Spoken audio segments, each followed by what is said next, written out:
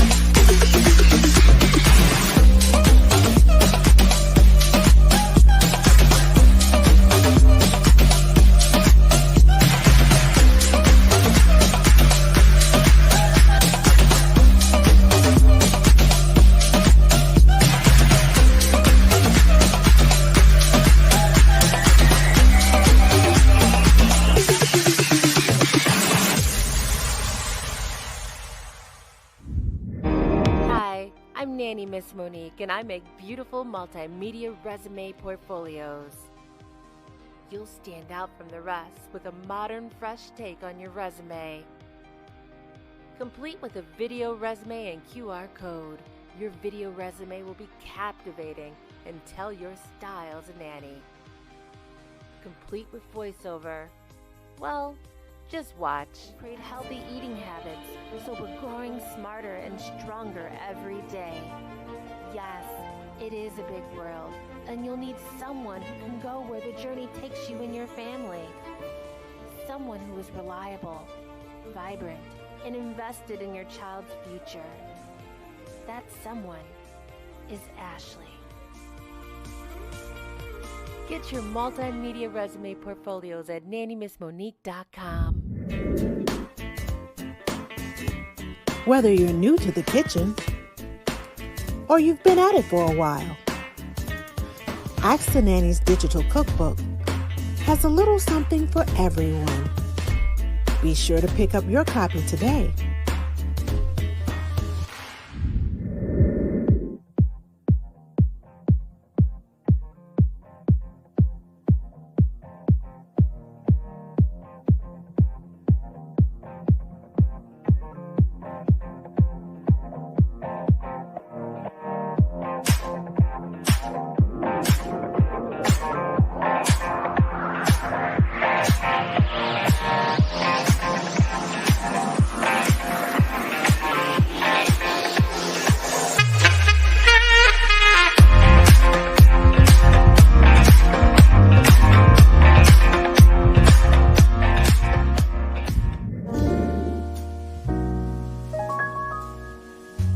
Now is the perfect time to start planning for Valentine's Day. The Sweethearts Box by This Jam Good has everything you need to help create the perfect romantic evening. Don't get caught scrambling at the last minute. Place your order today.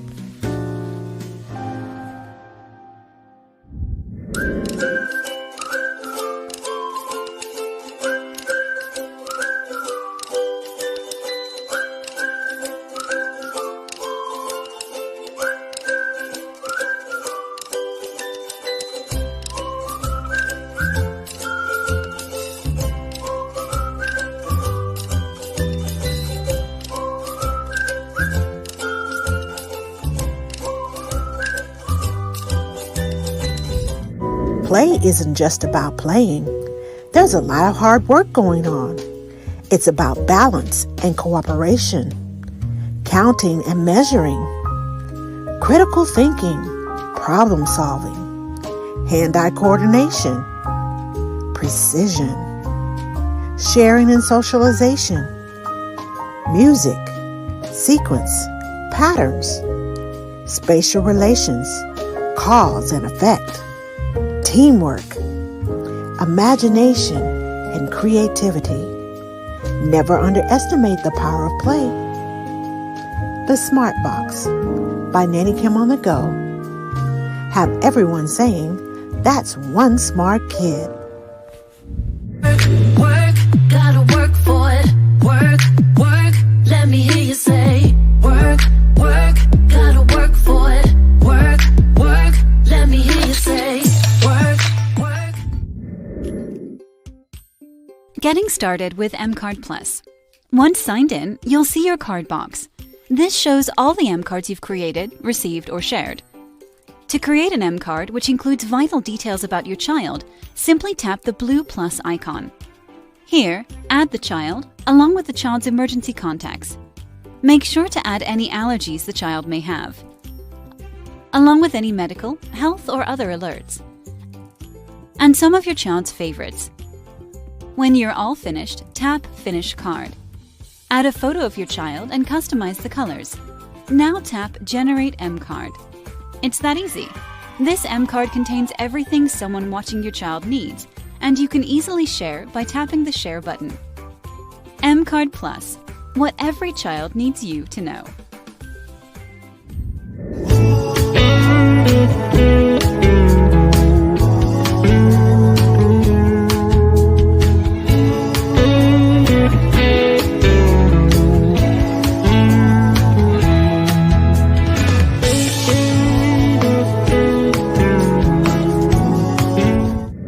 Nannies are blowing up on social media. It's time to get noticed and get things moving. Are you ready to connect with other nannies and learn about all the daily events in the nanny community? You can post your next event and never miss a beat with our brand new online service, Nanny Announcements. Sign up now at nannyannouncements.com. Hi, Super Nannies! Did you hear? We are proud to announce the launch of our new business called Clearly Nanny, and we have something just for you. To do just that, we present you nanny-inspired pins. We see how hard you have worked during the pandemic, and now more than ever, you should be proud to call yourself a nanny. Join our movement of 100,000 nannies proudly wearing their pins. Purchases can be made at clearlynanny.com, where we are 100,000 strong.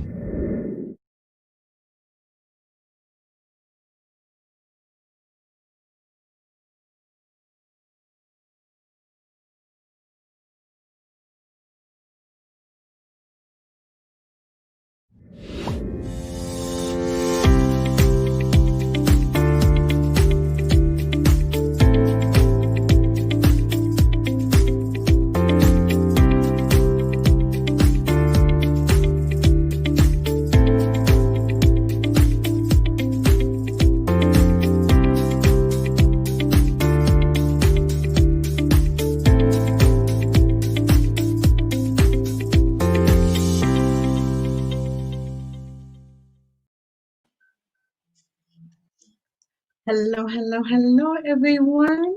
Whoops. Okay, there we go. How is everyone doing? Welcome to Ask the Nanny.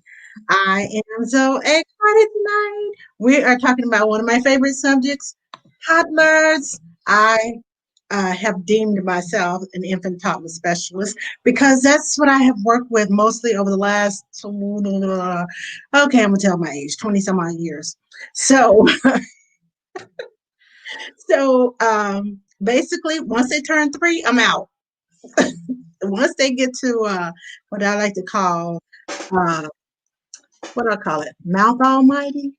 Once they get to preschool, 5, 6, 7 age stage, and they go to school and they pick up all these bad habits and they bring them home, and I have to remind myself, that's not your child. That's not your child. It's time for me to go. If I can get them little and train them and get their manners going, and they know exactly whatever they say at school is at school. They come home, it's a totally different thing. They treat me differently than what they do at school. I'm all for it. So 0 to 3, that's me. So tonight we have our special guest. Her name is Kayla. Am I saying your name right? Yeah. Yep. Because all my nanny friends always, get on to me. But why did you try to pronounce that name? You know you didn't know how to pronounce it. I'm like, I'm sorry. So we have Kayla, the baby toddler teacher.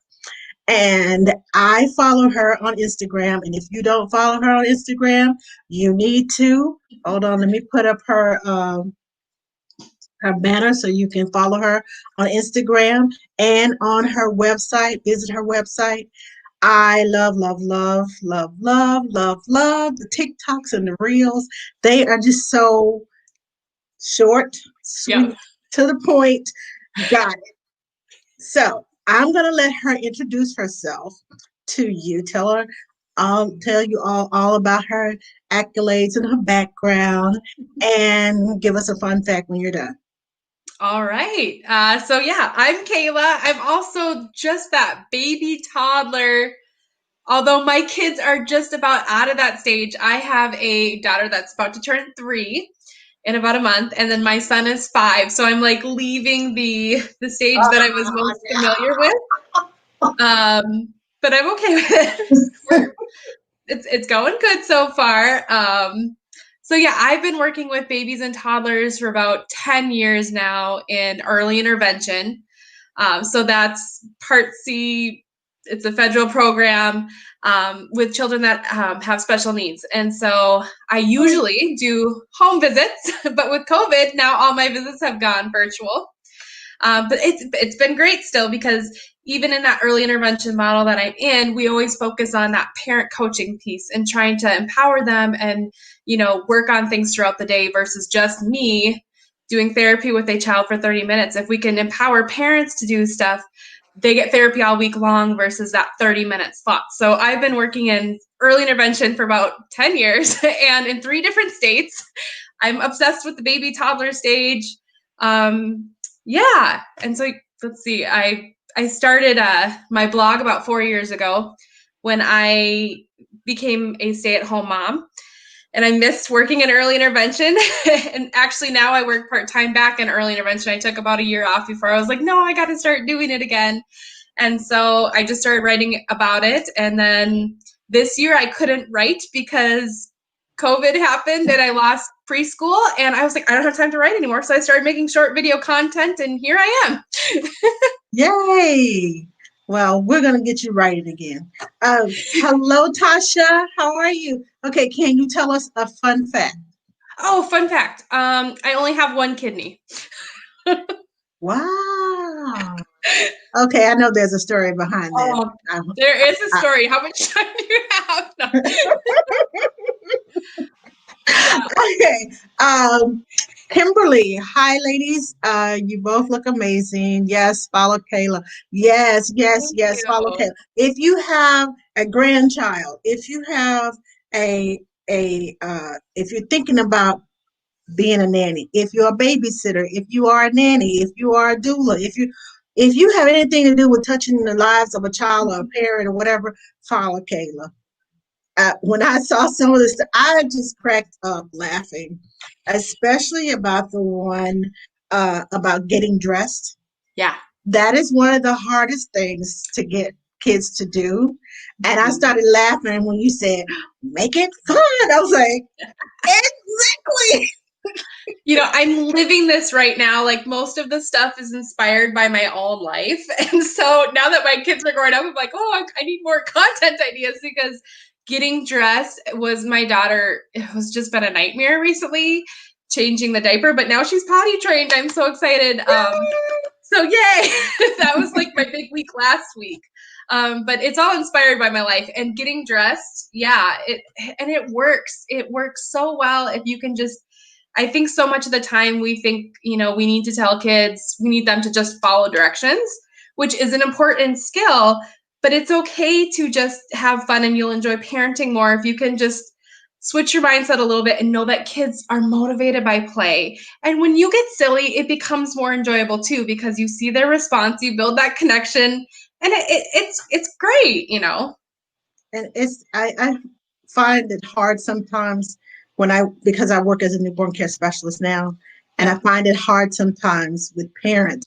I'll go in and I'll take the child away. Oh, look at you! You're doing so good. Look at you moving your fingers and your toes, and the kids will be like, and they're like, "How did you do that?" I said, "It's called mothering. You got to get that mothering voice." I said, "It's not baby talk, because I hate baby.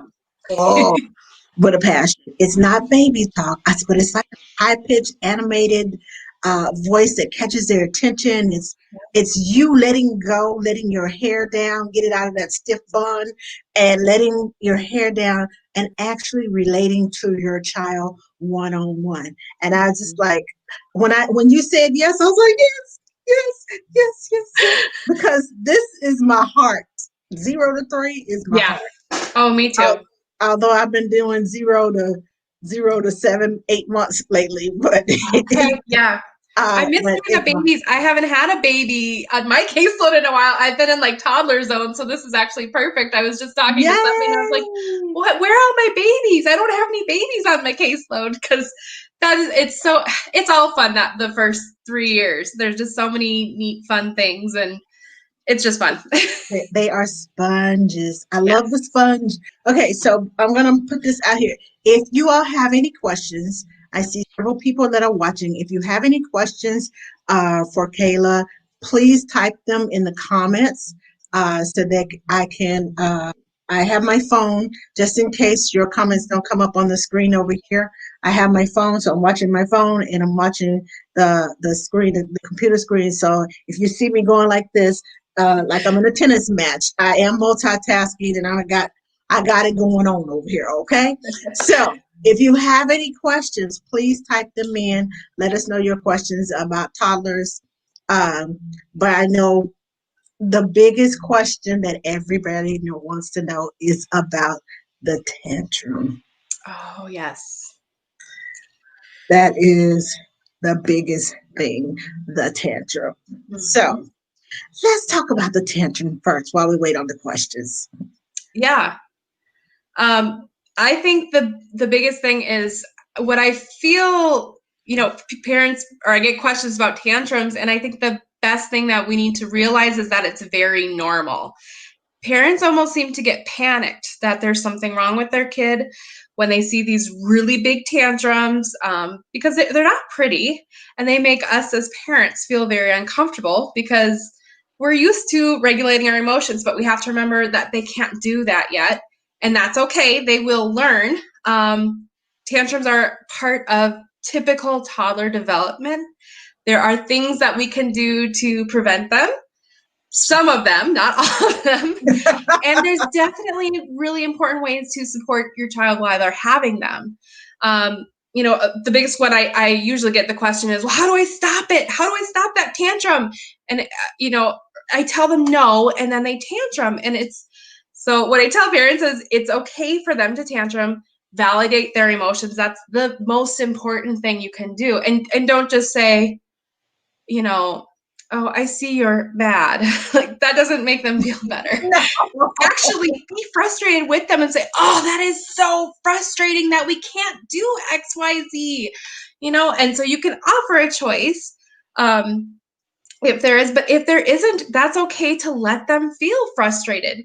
When they're not upset, we want to take that time to teach those calm down strategies, those deep breathings, those things like that.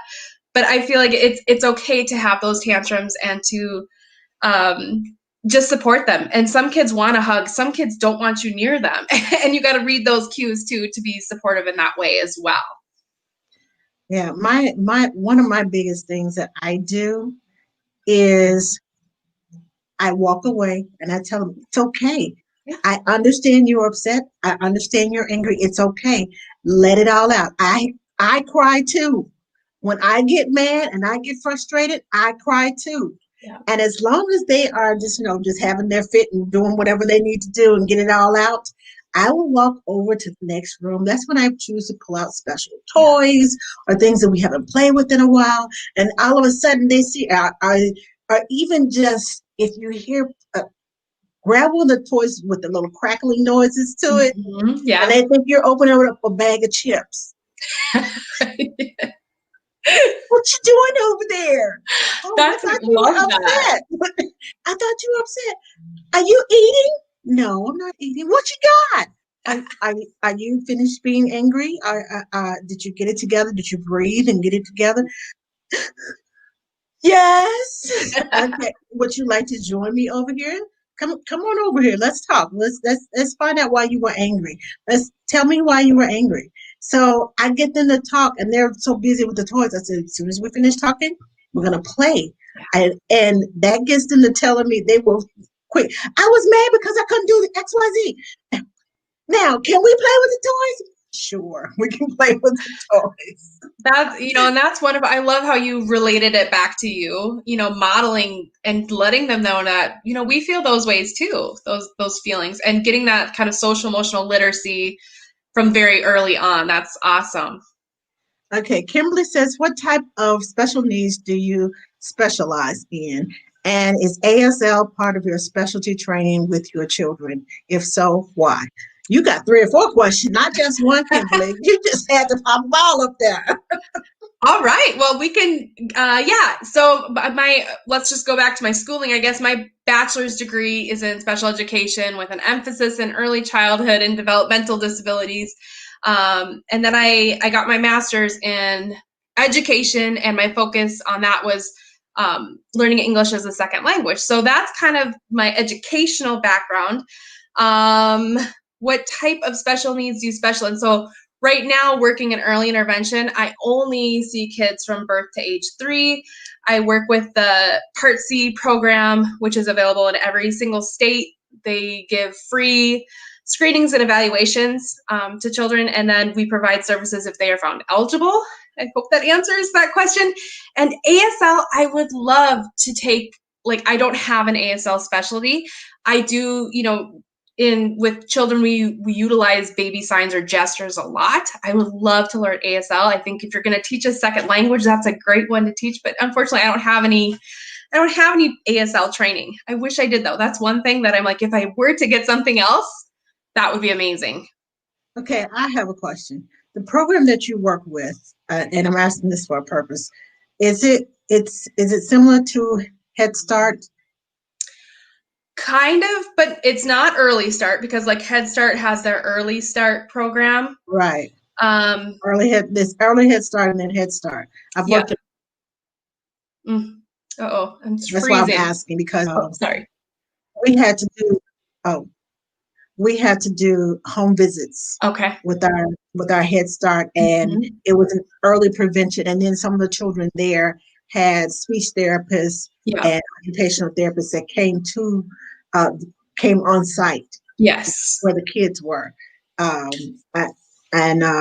thinking it was a part of the services that Early Head Start, it was government. So that's why I'm asking, is it a part of that, or is it similar to that? So it was probably early intervention. What gets really confusing is it's called something different in every state. And so it's the same program, but it's called, and even what I do is called something here, I'm in Indiana now, and they called me a developmental therapist. When I worked in Minnesota, I was an early childhood special ed teacher.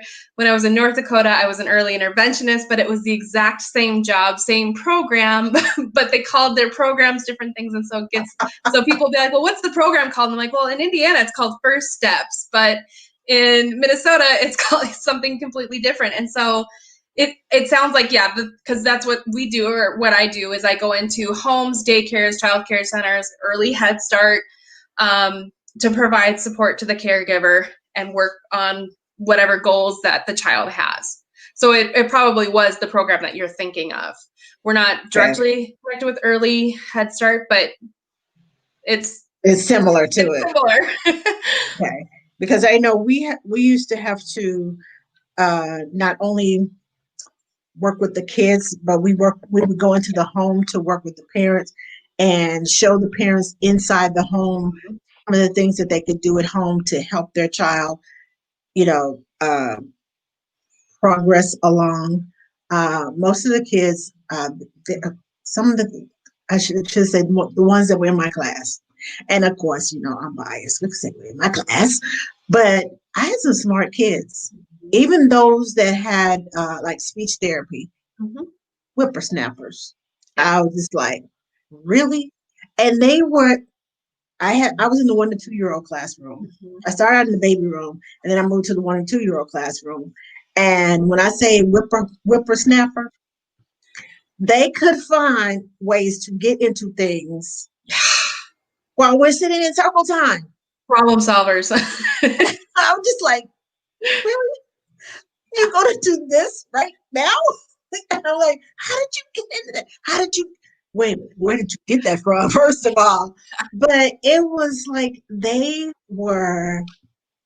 I like to call them the 2-year-old, the 2-year-old tantrums, the 3-year-old whys, the 4-year-old negotiators, and the 5-year-old lawyers. Because after they negotiate, they will sit and they will fight. Not just negotiate why they should be doing something, but they will fight to the end as to. But you said, and I said, and remember when you said, and I'm like, Yes. Oh, my son pulled that on me today. He was like, "You lied." And I'm like, I didn't lie. Like, but it's like I never. He's really like, I'm feeling the 5-year-old thing. I'm like, whoa, we're on a whole. He's remembering things that I've said, maybe misunderstood what I said. I'm like, oh, this is. In some ways, it's yeah. getting easier as they're getting older, but in some ways, it's like, whoa, I'm not ready for this. Wait, when did you know? And they take it out of context and they use it against you. And I'm just like, Oh, did I say that? Well, that's yeah, not what I meant. yeah, exactly. What Like, you said. And I'm like, yeah.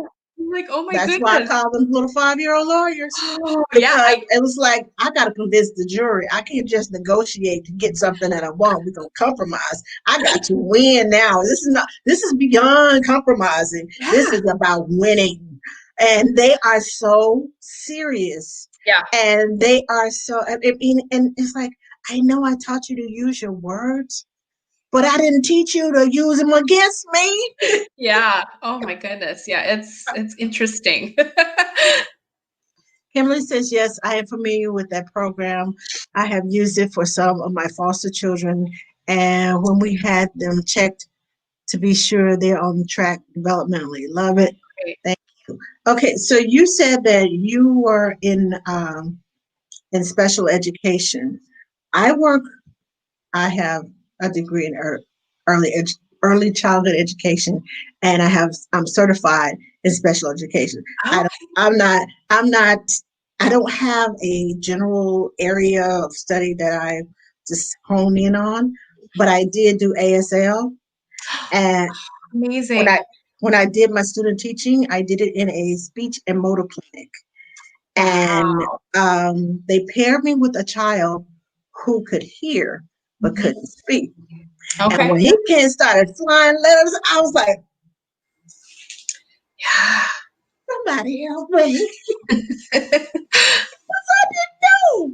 But it's, and when you said you wanted to learn ASL, Mhm. it is a good thing to have. Yeah. Trust me. It is Yeah. a good thing to have. If you want to learn, what is it called? ASL.com / dictionary. Oh, yes, It's like yes. I think that's the one. That's I the one think that I I've seen use. that one. I think that's the one. But they have little people. You type in a word, they come up in a box, and they show you the Oh, wow. yes. Hello, Yolanda. How are you? Hi. Thanks for joining us. But yeah, I wanted to delve into another thing about toddlers, Okay. and that is at the dinner table. Okay. When they have had something 8, 9, 10 times before, and now all of a sudden, I don't like this. This is yucky. And I'm thinking, you just ate it 2 days ago. Why are you giving me so much trouble? Okay, so what's the best? And I know that that's different than picky eaters. We'll get into picky eaters later. Okay. But when they all of a sudden just refuse, I'm not eating this. I don't like this. It's yucky, as if they have never tried it before. Do you have like a camera in my house right now? Because this is my life today. Like, but this is my 5-year-old. He's like on this eating streak where suddenly, I mean, he ain't eating anything. And I'm like, what in the world? Me and my husband were like, what happened? I'm just like, oh man. Yeah. So what we've been doing or what we're trying to do is, well, it's hard because they do that too, where it's like Yeah, they'll just suddenly stop eating a food. And it is very typical, and it's very typical for them to have huge differences in how much they eat from day to day too, which sometimes freaks us out as parents because we're like, well, how can they survive on that? They're not eating anything. But the portion sizes are actually really small. I always recommend parents that are concerned with that eating to go, what is it, APA's website. They list out toddler portion sizes, and that will make you feel a lot better. Even if they're taking a couple bites of something, like that's a serving of vegetables is like 2 tablespoons. That's it. They don't have to eat, a whole scoop of green beans even to get that. So what I would suggest, if your toddler's in that stage where, they may like something one day, one not, is when you're serving them, serve very small portions and have a couple different options. Usually you want to, I know we're not on to picky eaters yet, but if you're wanting them to keep trying new foods, offer those new foods paired with some foods that they already are kind of familiar with or comfortable with or like, so that it's not so high pressure, like you have to eat this food that you're not familiar with. It's, well, you can try it, but you've got other things on your plate too, that you can eat too. So I hope, yeah, Yeah. that was my son today. I'm just like, I don't know what to do. Yes, it is very frustrating to me when I work with a toddler, and I mean, any other time for the last 6 weeks, every Mhm. time I serve it, and I try not to serve a food over and over and over and over again because, yeah, I understand why you don't like it because you've had it for 5 days in a row. Yeah. No, but I also understand that. Um, it's like you said, the little portion sizes are not as big as we think they are. And it's so, oh my gosh. When you are frustrated, you're tired, we have been outside all day, it's nap time, and I have to look at that too. What Yeah. time of day is it? Oh yeah. And how they are feeling. If they're not feeling well, no, they're not going to eat. Hmm. And nap time. Yeah. Lunchtime is usually before nap time. And that's when I get all the wow, wow. I'm like, I just want you to eat. Well, and it's like I'll feel like some days my kids will eat breakfast and then they don't eat much for lunch, or some days they won't touch breakfast and they'll eat a ton at lunch. So I feel like even that meal to meal difference too is, and then, but if you always have them for lunch, you feel like you're doing something wrong because why aren't they eating their lunch? But it could just even be that variance from meal to meal. Like I feel like some kids load up at lunchtime, some load up at breakfast. That plays into it too. And just the temperament of kids, that's something too with eating. When I look at how my son eats and my daughter, like completely different kids. And I feel like even with tantrums or anything, just that temperament. I don't know. Do you know what I'm talking about? How it's Yes, like yes. that, Especially if you they know? were at the park and we had to leave the park when they weren't ready to leave, they carry that anger. It's like they carry a grudge. Okay, Yeah. so you wouldn't let me play at the park, so I'm not going to eat for you. And I'm like, really? Seriously? But they're not saying that, but that's just the Yeah. vibe that I'm getting from them. I'm like, really? You're not going to eat? Okay. And then when you get ready to scoop it up off the table and say it's nap time, no, I want to eat. You didn't let me eat. I'm like, Or when lunchtime's over and then 15 minutes they're starving and they want a snack. yes, yes. And then like, it's nap time now. No. And I know part of it, you have played out in the sun, you're tired, you're ready to sleep, you're overtired really, Yeah. because now you're really, really, really complaining. And it's like catch them in that little window. And that's why we left the park so I could catch your window. And I missed the window Yeah. Oh, and that window, it seems to change. And I think you're every day. exactly right. Like when we're trying to prevent things, making sure that they're not getting over hungry, they're overtired, they're overstimulated, because all of that can kind of blow up, not, later on. It doesn't always happen immediately. Sometimes they kind of bottle it up and then all of a sudden there's that meltdown or that tantrum, and it's really because they were over hungry, or it's maybe because they're tired, or it's because they were in an environment that they're not used to and they're overstimulated, they don't know how to process it. And that's something with tantrums too. I'll get a lot of Well, there was nothing to trigger it. And I'm like, well, there's always something. We just may not know what it was. It And could be there. Yeah. and they don't know how to tell us. They don't know how to tell us when they're in pain either, like ear infections, things like that can creep in there. And them telling us when they're sick is hard too. I feel like that's something they cannot be feeling good, but they don't know how to tell us that they don't feel good. And so it's like, we'll find out too late, like, oh, well, you have a fever. That's why you see those behaviors and things like that. Right. Okay. So Mary, hello, Mary.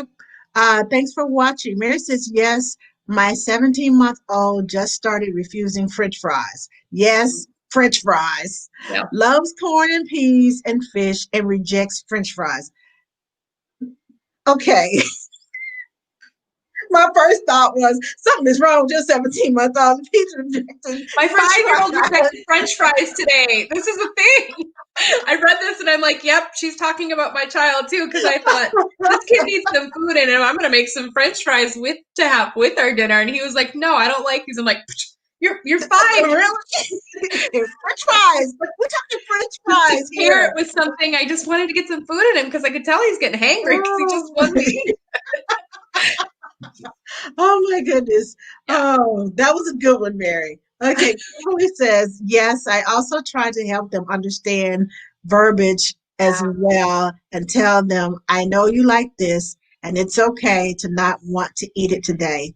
Let's say, I don't want this today. Yeah. Good idea. But you're still in the back of your mind want them to eat. Just want you to eat. I swear the hardest things are getting kids to eat and sleep. Why? Yes, Why? so we hadn't made it to that part yet. Oh gosh, you don't want to talk to me about that. Now, let's talk about the picky eater. Okay. There's a difference between I don't want to eat this today and a every day, every meal, every snack, every time food comes into play. I don't like this. This is yucky. Oh, I'd had this before. I tasted this before, and it was yucky before. Child, not today.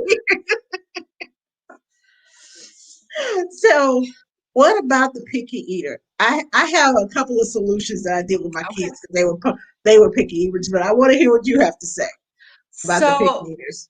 Yeah, I think one of the things that this is knowledge that can be life-changing for some people is that it's very common and it's normal to have to offer things 10 to 15 times to get kids to even try it, not to like it, just to get them to take a bite. So if you make sure you're offering it and offering it and offering it and offering just a tiny bit, I think they say like the offering size, thumbnail, just a tiny bit to get them to try new food. So know that you just keep offering it. The other thing I always say is if you're really concerned about the eating, kind of make an inventory of what they're eating. So if there are 3 foods or 5 foods or something, write down those foods that they're eating. And then see if you notice, like, okay, so are they drawn? Are they avoiding certain textures?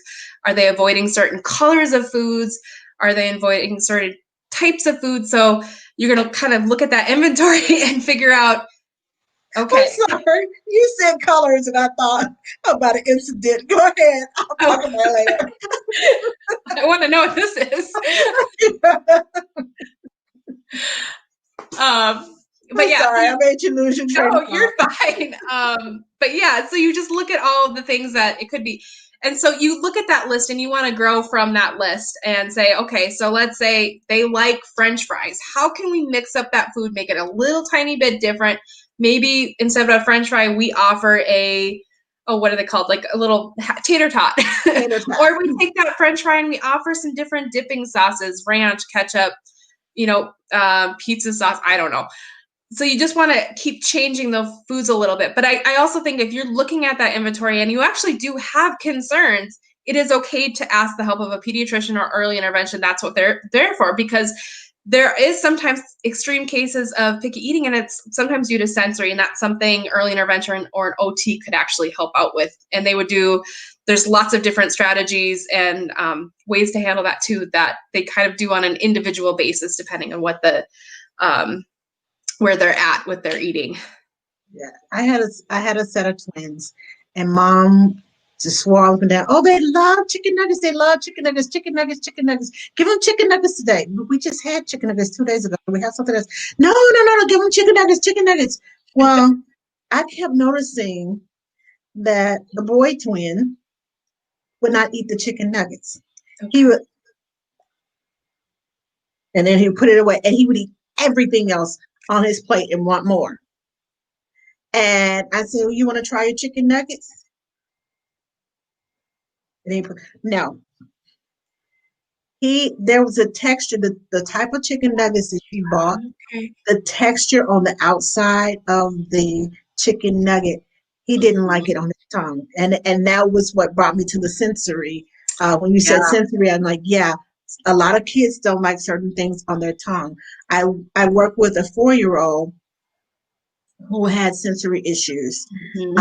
He had 4 foods that he would eat. Yep. And the speech therapist was trying to get him to eat mandarin oranges because it has that slick taste. Slimy. That slimy, yeah. And he was trying to get him to eat raisins. That was our homework, to raisins and oranges. Well, I went to Subway, and he was with me, and I got a cookie and some raisins. The cookie came with the meal, and the raisins, I got them. I said, well, we're going to try raisins. So I sat there, and I started eating the raisins, and I had the cookie in my lap, and he kept looking at the cookie. I said, would you like some cookie? So he had already eaten lunch, so I gave him a little small bite of cookie, and I kept eating the raisins and eating the raisins. And then I ate a bite of cookie, then I ate some raisins, and I would give him and I just started giving him a cookie, and then I'd have a cookie, and then I'd eat a raisin. I gave him a raisin. The first one he threw on the ground, so I kept eating the cookie and then eating the raisin. I gave him a cookie, and I gave him a raisin. The second one, he touched it to his tongue. There you go. Yeah. And then I kept it. The cookie was only so big, so we was having these little minor pieces. And so I kept eating the cookie and eating the raisin, eating the cookie, eating the raisin. And soon I gave him the cookie, and he said, I said, and I gave him a raisin, and he just popped it in his mouth. He started chewing. Then I tried to give him the cookie again. He didn't want the cookie. He wanted the raisin. So I gave him the raisin. And then he took the box out of my hand. I grabbed my camera, and I started recording. And then I said to his mom. His mom called me crying. She said, how did you get him to do that? I said, it's called a cookie and a raisin and modeling behavior. Yes. And she said, what is that? Teach me. I was like, okay, I will. But it took me going through the cookie and the raisin and the cookie and the raisin. And I'm not going to say that it did not work with the oranges, that's for sure. But it worked with the raisins. So to accomplish him eating raisins, and we added that to his menu. Wow. So going with, offering him things that he likes, things that, are questionable, and, modeling the behavior. And we finally, I think within a month, we got 3 new things added to his menu, which was awesome because he was 4 years old, had been eating the same things all the time. Wow.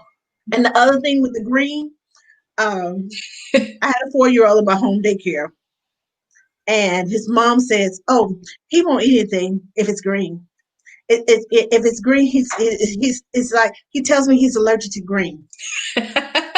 4-year-old now. So we had green beans that day. I'm like, okay, so I'm filling everybody's plate, and I put it down there.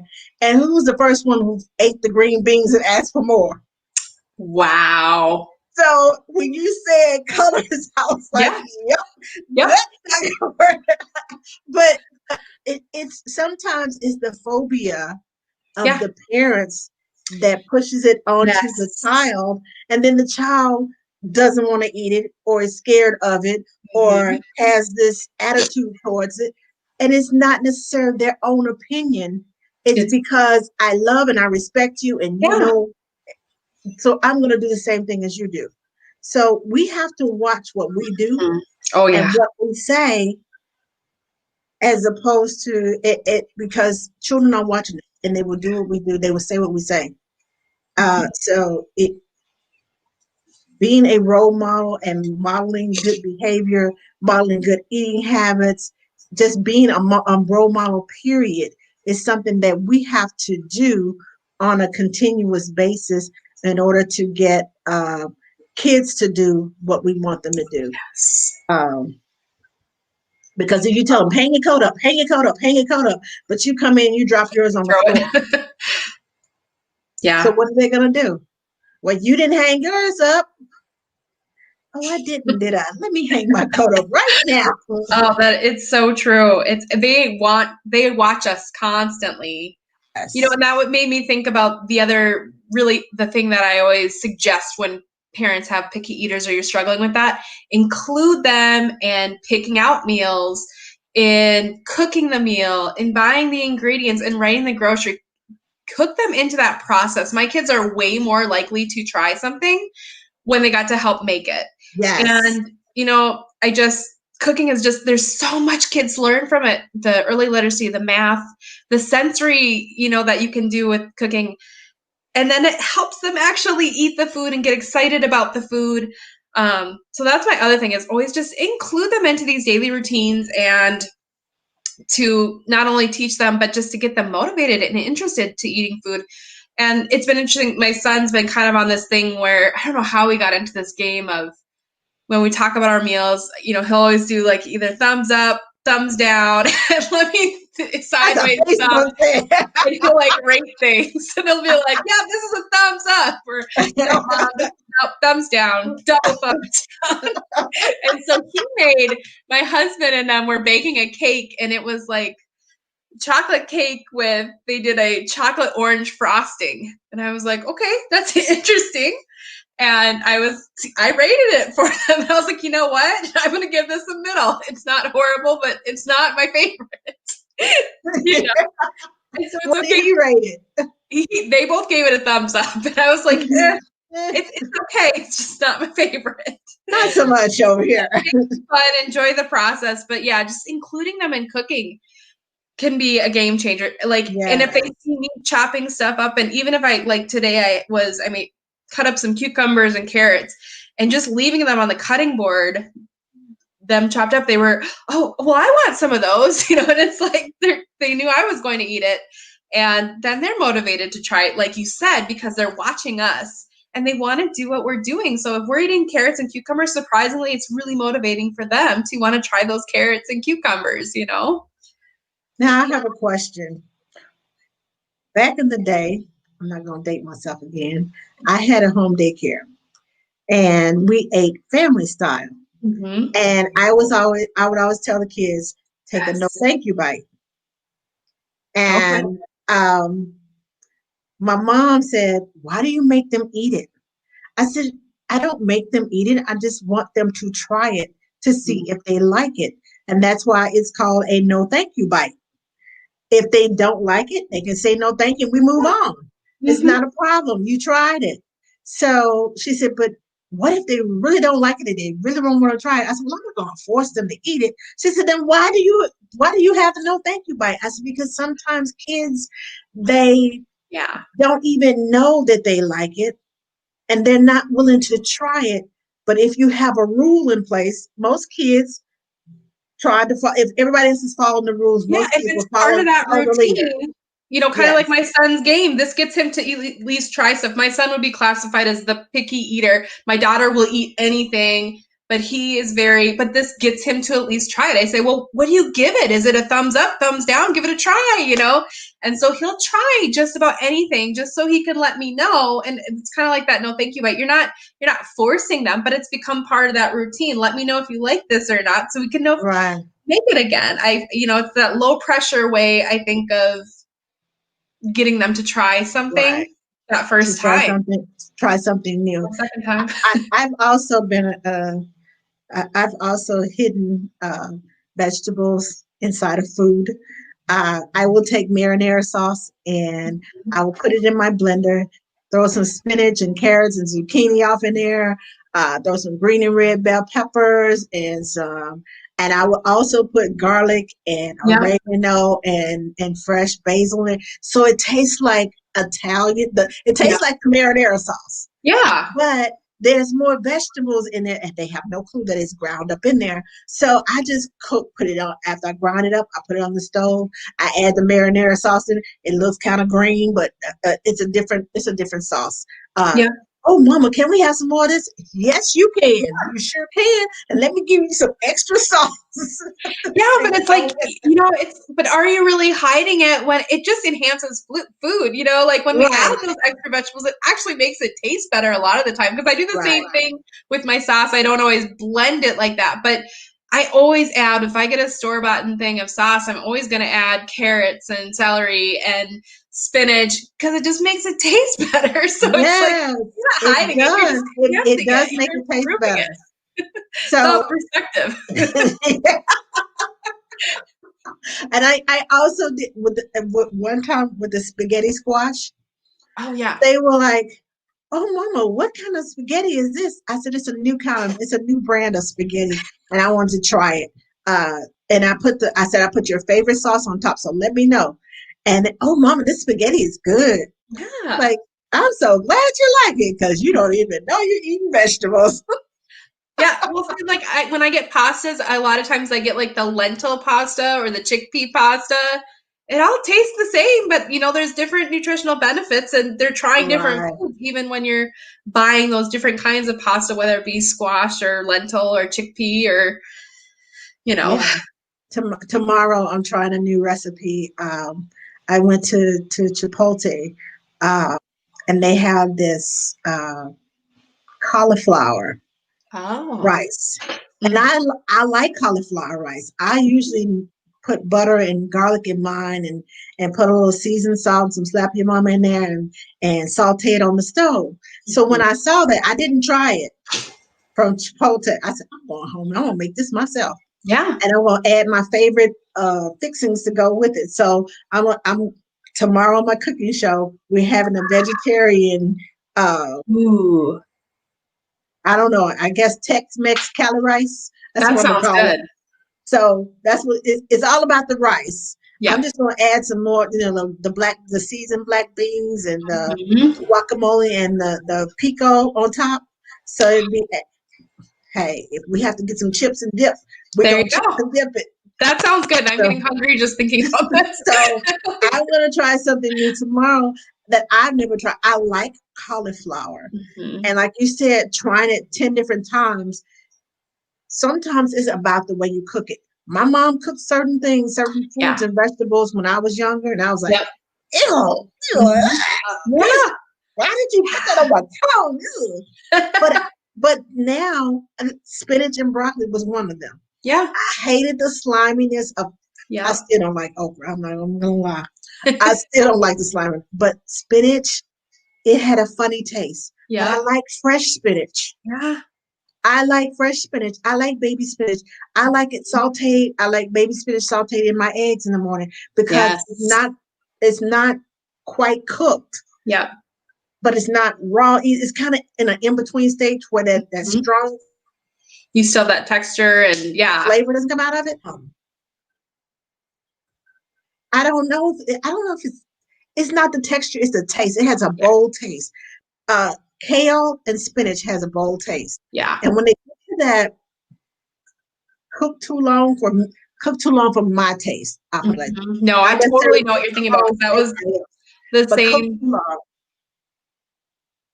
I'm sorry, go ahead. No, I said I can totally relate because like especially with the spinach, we only had it one way growing up, and it was like in this casserole, and it was with like tons of cheese and stuff, and I don't know. That's the only way I ever had spinach. But now as like an adult, I eat spinach in so many different things. It's just easy to chop up, throw it in, and I'm not bothered by it at all. Right. But that's where like you can think of this stuff as adults too. Like I wasn't big into fish when I met my husband.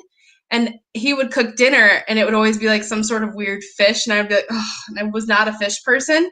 But I can tell you now, we've been together 8 years and like, I love fish now. But it took that 10 to 15 times for me to like get over it, Because it's like, now he cooks fish and I'm like, oh yeah, you should make fish tonight. Yeah, because our brains are Yeah. programmed to this is how it's going to taste. Yep. To this day, I will not eat sweet potato pie. I I love sweet potatoes. I Mhm. make candied yams. I'll make sweet potato souffle. But I had a one bad experience with sweet potato pie. And that's true. It's And it stuck common. in my head that all of the sweet potato pies, Mhm. whoever makes it, is going to taste like that. And we have, and I always tell adults, I said, they always ask me about teething and different things with kids. I said, think about it. If you had a toothache, what would you do? Yeah. Would you Yeah. want to suffer it out? Or would you want just a little bit of pain medicine to kind of get you through it? I Yeah. said, your child is running a fever, a low grade fever, and has the molars coming in and is sucking and drooling on everything, is moaning and whining and crying. And you're like, well, I don't want to give him medicine. I don't want to. Okay, so let me ask you, if you had a toothache Yeah. and you were laying down, when you lay down and you have a toothache, does it hurt worse or does it hurt less? Mhm. Does it bug you? Does it keep you up at night? Does it make you walk the floor? Okay, so whatever your answer is to that, which I know is probably going to be in the negative, Yeah. that's what your child is feeling. Yeah. It's so important to put ourselves in their shoes and gain their perspective on things. Yeah, you're exactly right. Wow. Yeah. So, and that goes with eating. Yeah. If you give me, if I'm craving chicken and I got my mindset, oh, I want this fried chicken, it's gonna taste so good. And you get there and it's not there, but they Yeah. serve you steak and say it. Mhm. It's like, I'll Yeah. eat it, but this is mm. Adults, we can regulate that and change our minds and get over it. Kids can't. They No. don't switch gears that quickly. They Mhm. don't switch over and say, okay, well, I wanted chicken, but you gave me steak, so I'll be happy with the steak. Yeah. No, I don't want this. I said I wanted chicken. No, I don't like it. I don't like it. You won't give me the. No, we had this last week. I didn't like it then. I don't like it now. They get upset. They get just, and you're like, really? Oh, a piece of chicken? Seriously? But think about it in your brain. Yeah. If you were not an adult and learned how to regulate, and Mhm. sometimes some adults, I was we gonna don't know how say to switch there gears are some either. that still can't do that. Yes, It's not an you get easy mad skill. and you're mad for a while, and Yeah. everybody that comes close to you, hmm. Well, when your child is pitching a fit and not wanting to do what you want them to do, think about that time when wanted something and you didn't get it and Yeah. you bite everybody's head off. Kids are the same. They're little adults. Respond to them They're how little you would people. want to be responded to. That's what I tell Yes, people because they're like, well, it's just silly over the color of the plate or whatever. And I'm like, but it's not silly to them. it's That's the thing. not. It's not. It's very It's serious. not. There And are things that I get upset about that my husband thinks is silly and vice versa. Where yes, so respond what? how you want to be responded. Would you want somebody to just be like, well, I don't care? No, you want somebody to acknowledge how you're feeling. Gosh, that is upsetting, or you're frustrated, or you're sad. You just have to validate them how you want to Validate be it and validated empathize too. with them that I'm so sorry that you don't have this. And if your child has a lovey, Yeah. Or your two or advice three. on thank you. I was going to say Backups. that, but I want Always to the get that backups. first opinion. If you have a lovey and you lose one, and I have learned, now correct me if I'm wrong, I have learned that you exchange that lovey every other day so they can get the same smell out of it. So and this is how I learned this. Um, the 3-year-old had a frog. Love, Mhm. love, love Froggy. Froggy, Froggy, Froggy, Froggy. Froggy finally got a little tear in his little paw, this little hand. And okay, so we stitched it up. And Froggy, Froggy, Froggy. And then one day Froggy got lost. Mhm. Froggy fell behind the seat. Somehow he got stuck up under the car, the seat of the car, because he's in the car seat and he flipped it backwards and he's still turned rear facing and he flipped it backwards and somehow it got pushed up onto the front seat of the car, and Froggy went missing for 3 or 4 days. We got another Froggy This is not Froggy. Same. This does not smell like Froggy. Froggy's Mm. hand doesn't have a boo-boo. So I learned my lesson from that one incident. Get 3 or 4 Yeah. loveys the same. If you get one and they love it, get 3 or 4, switch them out every 2 or 3 days, switch them out so they get the same smell, the same dirt, the same everything on them, Mhm. so that when that child comes back, that's still Froggy. Yeah. That's Yeah. still my lovey. It's still And my keep toy. the others hidden. My son found the duplicates, and so now and he's 5, and these are still really important to him. So now he has these 2 puppies, and I'm like, okay, well now he's got 2 because we let it slip, and we had the backup. So now he just has the 2. But this happened when he was really young. We lost one in an airport, and we didn't have a backup. And so then we're like, okay, we better order 2. Luckily, I think we ordered 3 maybe. And we ended up losing another one in an airport because I guess we're just horrible at that. And then all of a sudden the price went up. Like at first they were like $10. And we're like, whatever, not a big deal. $10 thing that he fell in love with.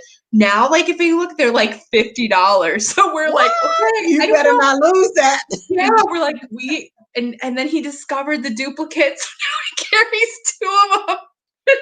And he only uses them at night now, luckily, because he's 5. So he doesn't bring them everywhere like he used to when he was in the toddler stage. But it's still like, wow. Now he's got the 2. So I'm like, oh man, we gotta. Hopefully this is. I don't know when the lovey stage ends at night, but I'm like, and he'll get very upset now if one is missing. So don't let your child find duplicates. Don't let on that you have a duplicate. Okay, I have one more. Oh, what time? Okay, I have just enough time. Potty training. Oh yeah, I just did it. Now, I believe totally different from some other nannies and other people who do potty training. Yep. Just my belief, and I try to take the cues from the child. Mm-hmm. But what do you think is the ideal age? Or is there an age? Is there like the signals? You won't go on the signals, or you go on the age as to potty training? Yeah, no, I don't know if you've seen, I think I literally just posted this TikTok today and it says, what's the ideal age to potty train? Did you see it? Yes, that's where I got the question from. I'm like, you're like watching my home and yeah, no, I do not think there's an ideal age. I feel like there's a huge range of normal when it comes to potty training and readiness. And you got to watch for those readiness signs. Otherwise, it's just going to become really frustrating for you and your child. That's kind of my perspective of it. And that's how I did it with my kids. And when I talk to parents, is really to watch for those ready signs. And one of the most important ones is that they have to kind of want to be interested in it and want to do it. And I feel like once, like with my daughter, it's been like she literally just trained, like became fully trained like last week. We're like, okay, I think we're good. And it wasn't even a process. We never used rewards. We never used, charts or anything like that. We never used, bribed her with candy or anything. Every morning when she'd wake up, one of the big things we did was we would ask her, do you want to wear a diaper or an underwear today? When we kind of got near to the point where she was interested in starting to decide that she wanted to do it, we would just ask her, do you want to wear a diaper today or underwear? She wanted to wear underwear. We did underwear. If she had accidents, not a big deal. Every time we would just ask her what she wanted to put back on. And eventually we just stopped asking her because she always wanted underwear. And, we didn't even have to, it literally maybe took like a week of a couple of accidents happening and stuff, but it was really easy. And now she's about to turn 3 in a month. So, we waited until she was almost 3 and it was really simple. It was like, we were just like, oh wait, did we potty train last week? Was that what we did? Because it was that easy. But I'll talk to people that are like, oh, they're having all these accidents and I have to tell them constantly. And I'm like, just drop it for a month or 2. Just drop it and go back and try it again. Like that's what we did with my son. It was different where I was trying to like, I kind of had this idea that the earlier, the better, like maybe if we catch him early. And so I remember trying at 2.5 or something, he seemed ready to me. And I was like, okay, we're going to do this. And it just went horrible. And it was like, okay, well, let's just stop and we'll try it again later. And we tried again, I think a little before 3 and kind of the same thing, just didn't go well. And then after his third birthday, we tried again, and it was like, oh, we potty trained him. Like, okay, he's got it. I feel like there's such a readiness component that if we give them time, we watch for those signs. And in my perspective, there's not a magic age, just like with walking or talking or anything else. We don't expect kids all to walk at a year. There's a huge range of normal when it comes to that, and when first words come and things like that. So and I know some people don't agree with me on that either. That's just my experience and my perspective on it. Well, I have 3 sons, and I had a range. My first son, we moved twice in the middle of trying to potty train. Yep. So he ended up not getting potty trained until he was almost 3. Mhm. In the middle of him getting potty trained, my middle son was like, he was 17 months old. He said, I'll go pee pee. I'll go pee pee. I said, what you saying? I'll go pee pee. And I had to really listen because this is a 17-month-old. Yeah. And I'm like, is he saying he has to go pee pee? And I'm thinking, this is the last thing he needs on his that he's saying. I said, show me what you're talking about. He went to the bathroom, pulled the step stool up to the toilet, pulled his pants down, pulled his pamper off, and sat there and went, 2 drops came out. I pee pee, mommy, I pee pee, I pee pee, I pee pee. And I was like, oh my gosh. Yeah. And he just, his pamper was wet, but he squeezed 2 drops out of it. And I was just like, okay. And then 5 minutes, every 5 minutes for the next 4 or 5 days, I'll go pee pee, I'll go pee pee, I'll go pee pee. It became a toy, but he potty trained himself. Yeah. Yeah. The last one, my youngest son, now he was hilarious because I had a home daycare, and he and Amanda, little girl that lives next door, she was in my home daycare. They were like best buds. They were just, every time she came over, they would go and hug each other, and he'd grab her hand and they'd go play. Or if he went to her house, she'd hug him, grab his hand, and they'd go play. And I'm like, how did you all become so attached? But at 18 months old, we have company in the house. Okay, so we're just like, okay, we're good, and he goes to his little cubby and grabs a pamper, because all the kids, I had a home daycare, all the kids have a little cubby with all their things in it.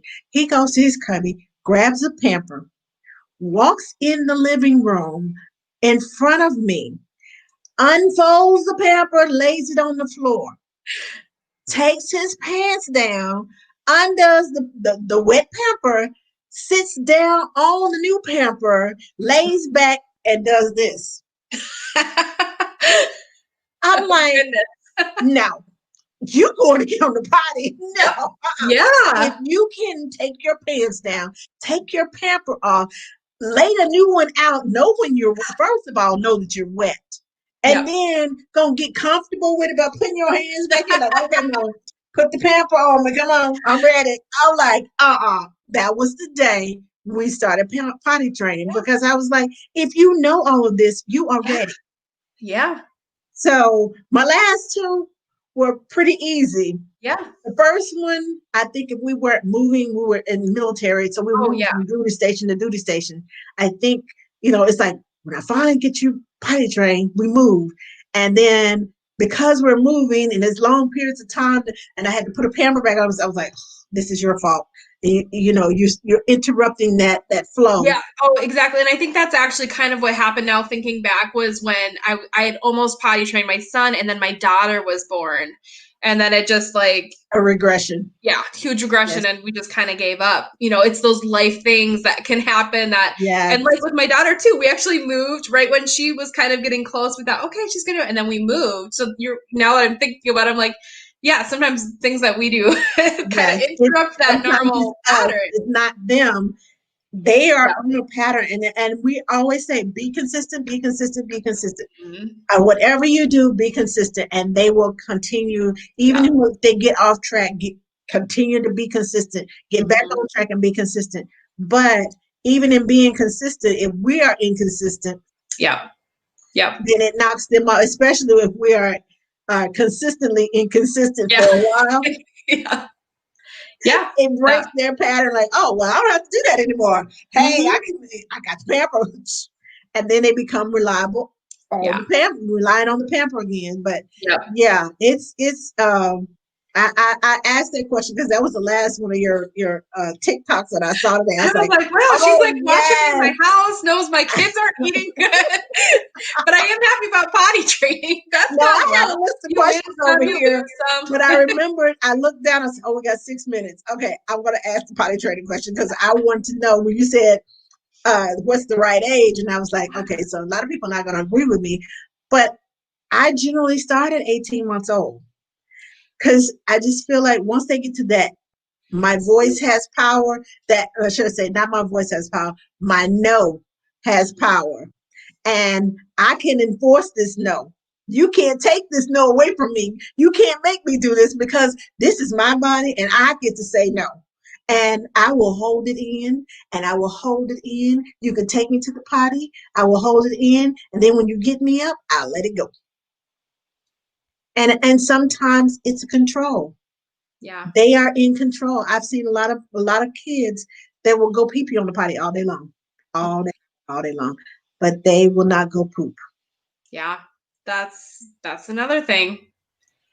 And it's interesting because like with my daughter, we were just talking about this, how it's like there was no, she just did both at the same time. And same with my son too. There was no problem with either of the things. Like they just started pooping and peeing at the same time on the potty. And there was never, and you'll see that though with some kids, sometimes they get so bad that they get constipated. Yes. And so that's the thing where, with the age thing, I think it is wonderful to low pressure offer it. Both of my kids would talk about, because they'd see me go on the potty. And so at around a year, we got a small potty and that was always available to them. So I think it's really important to introduce it really young. And some kids do, they just take to it. That story that you told about your kids, I'm like, that's how my mom talked about me and my sister, was like, my sister was potty training and then I was young, 17 months or whatever. And I just potty trained myself. And a big part of that was watching my sister or whatever. Right. And so I I want to feel be like him. I want to do what she's doing. yeah. So I feel like sometimes, it just clicks. But no, I think introducing it early is wonderful. Keeping it low pressure and, and yeah. Yeah. And I like that. Okay, so ladies and gentlemen, I won't say boys and girls because I don't think it's girls watching. Yeah, thank you all. That's if you have any last minute questions, please post them. This is the end of the show, but if you have any questions, please post them, and hopefully Kayla will come back and answer them for you. Okay, I see one more. We have one more comment. Okay, let's see.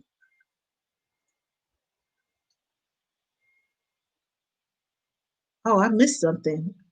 Hold on. Yes, I do know. Thank you, Bite. My German nanny kid hated anything I made because it was new. They now eat or try everything I make. Okay. I missed that. We were just talking away. Catherine says, my last nanny kid started with number 2 on the potty training, on the potty, then learned to pee. Wow. That's okay. I've never heard of that. No, I don't think I have either. I've never heard of starting with number 2 and then learning how to pee. Okay. Wow. Because doing number 2 is, to me, is the hardest thing for them to let. It's like, it's a totally different release. And they don't know how to, it's like, I don't want to give that up. I don't want to go, I don't know what's going on in their little heads, but it's one of the hardest things to get them to do. Oh, Catherine, I skipped something. Okay, here we go. Kimberly says, potty training, story of my life. Yes. And Catherine says, thank you, ladies. And Kimberly says, thank you, ladies. You're great. Thank you, thank you, thank you. Thank you all for joining us tonight. Again, if you are have questions, follow Miss Kayla on Instagram at the baby toddler teacher, baby.toddler.teacher, or you can find her on her website at the parentingexperttomom.com. So follow her on Instagram. Let's show her some support. If you enjoyed tonight's video and you got information from it, or even if it just made you laugh, and remember some of the stories, some of the things that you went through with your nanny kids, go on over to Instagram and look up the baby.toddler.teacher and follow her. If you're not following Ask the Nanny, look on Instagram and go to ask.the.nanny and follow Ask the Nanny. Follow both of us. And we have another comment. Okay. Lucretia says, great topic, ladies. Thank you, thank you, thank you. I think I said that right, Lucretia. Shannon said, excellent accident. Thank you, Shannon. But yeah, not next week, tomorrow. Join us here tomorrow. We're going to have Alexa Ray here, and she's going to be talking to us, nannies, about being a mindful nanny, about mindfulness. So join me tomorrow night, same place, same time, same place. And Alexa Ray is going to be here. She does a lot of yoga classes and a lot of mindfulness classes with kids. So you might be able to, we'll talk about what she does with the kids and also what she does with us as nannies and adults. And she also has I think it was this past Sunday, I was probably asleep because I work overnight. She had she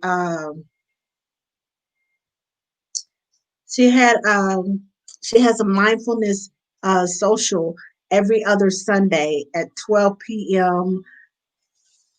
Pacific Standard Time, because she's in California. Yeah. So it would have been 2 o'clock my time. Yeah, I'll probably sleep. So, but yeah, join me tomorrow night. She's going to be here. Shannon says, love what y'all said about potty training. Thank you, Shannon. Thank you. And also, Tasha said, wonderful info, ladies. All right. Okay. So hold on. Kimberly says nanny Sunday social chat. Yes, she does a nanny Sunday social chat with nannies. So if you haven't joined her, we'll talk about that information tomorrow night too. But join me tomorrow night right here, same time, same place for that. And one last announcement. This Jam Good, my jam company, we're selling Valentine's Day boxes, the Sweethearts box. If you haven't ordered, this week is the last week to order. They're on sale. This week is the last week that they will be on sale, not the last week to order. The sale stops on the 22nd, but we will still be taking orders until the 31st. All the boxes will be shipped on February 3rd, and the price of the box includes free priority shipping, which is a $22 value. Because I had too much stuff for the medium box like I did for Christmas. I had to increase the size. So, but I promise you'll love it. Anyway, see you tomorrow. Thank you, Kayla. Thank you for your knowledge. Thank you for joining having us. me. Oh, this is so fun. Thank you. I've had so much fun laughing and remembering past kids. I've been doing that since 2001. So it's been 20 years. Oh Lord, I'm dating myself again. But thank you for joining us and for sharing with us. And we will be seeing more TikToks and Reels on Instagram. Do you have a Facebook page too? I do. And now I think it's linked to my website. If you go, it's not Baby Toddler Teacher because, anyways, that's a long story. But okay, go to our website and follow her on Instagram. And Instagram and Facebook are joined together. So if you join one, you join in both. So follow her on Instagram. Go visit her website, and let's show her some support. And thank you. Can we get some hearts before we leave for Kayla? Can you give me some hearts for Kayla? Let me see. I have to check my phone because it has like a 30-second delay. Oh yeah. So, okay. There we go. There they are. Their hearts bursting in Thank air. you. So, So fun. This is so thank, fun. thank you. So we will see you all tomorrow night. Thank you, Kayla. And Kimberly got smart. As a matter of fact, Kimberly was the one who told me about your page. Oh, She said, you got to see her. Go check this out. Go check her out. You the toddler specialist. Go check her out. Go see what. oh, that's Oh, wonderful. we got some more hearts coming through. Oh, thank you. Yes. See, they love you. Oh, Oh, so she's fun. on. Allison is on YouTube. Thank Oh, you for joining us for YouTube. Okay, yeah. not sure. Was that supposed to be hearts in there, Tasha? They keep Oh, coming. yes, Mr. She said, Chaz. I love her. I told Mr. Chaz as well. Yes. Yes. We're paying attention. We're paying attention. We're following you.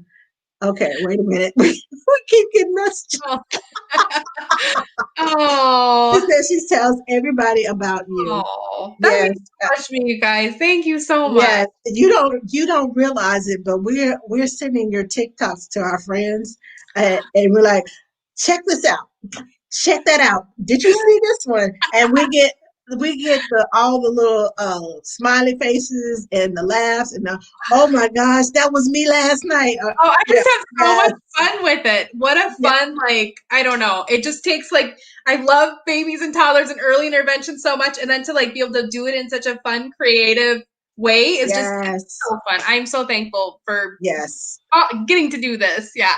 I love it too. I don't know what I would do if I couldn't, if I was not related to babies and kids and parents and in this field, in this industry, period. Yeah.